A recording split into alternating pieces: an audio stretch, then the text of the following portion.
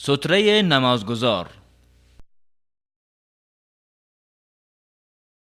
هنگام ایستادن برای نماز به سمت قبله ستره گذاشتن در سفر و اقامت و در نماز فرضی و نفلی در مسجد و غیر مسجد واجب است، زیرا که نبی اکرم صلی الله علیه و سلم از ایشان ثابت است که فرمودند یکی از شما اگر نماز می‌خواند باید به سوی ستره نماز بگذارد و خود را به آن نزدیک کند.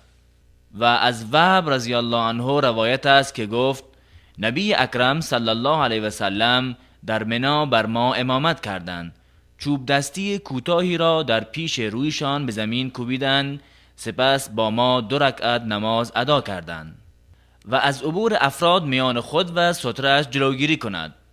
به دلیل فرموده آن حضرت صلی الله علیه و سلم بدون ستره نماز مخوان و کسی را مگذار از پیش رویت عبور کند، اگر ابا ورزید با وی به قتال بپرداز.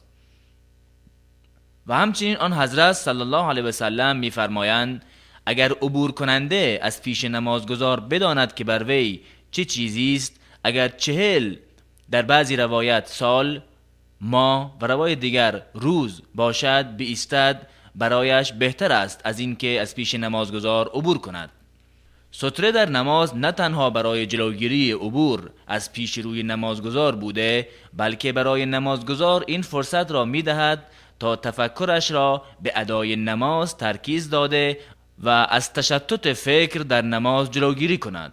همچنین ستره گذاشتن در نماز از آنچه سبب انقطاع نماز می شود جلوگیری می کند، چنانچه در حدیث ابیذر رضی الله عنه آمده که فرمود رسول الله صلی الله علیه و سلم فرمودند هرگاه یکی از شما برخاست تا نماز گذارد، اگر چیزی مانند زین و یا پالان در پیش رویش بود آن را ستره بگرداند، اگر چنین چیزی را در برابر خودش نیافت عبور الاغ، زن و سگ سیاه سبب انقطاع نمازش می شود.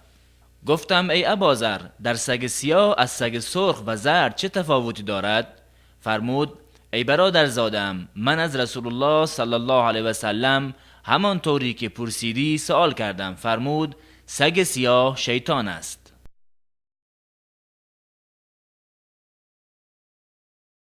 و ستره گذاشتن برای امام و منفرد می باشد، اما برای مقتدی ستره امام کفایت می کند. از ابن عباس رضی الله عنهما روایت است که گفت سوار بر الاغ ماده‌ای آمدم، در آن وقت به بلوغ رسیده بودم و رسول الله صلی الله علیه و سلم با مردم در منی نماز می خواندند.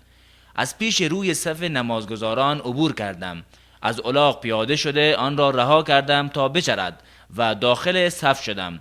کسی بر من این کار را ناپسند ندانست مگر اینکه عبور از عقب ستره باشد، و هرگاه ستره ای نباشد باید عبور دور از نمازگزار و از عقب موضع سجده وی باشد.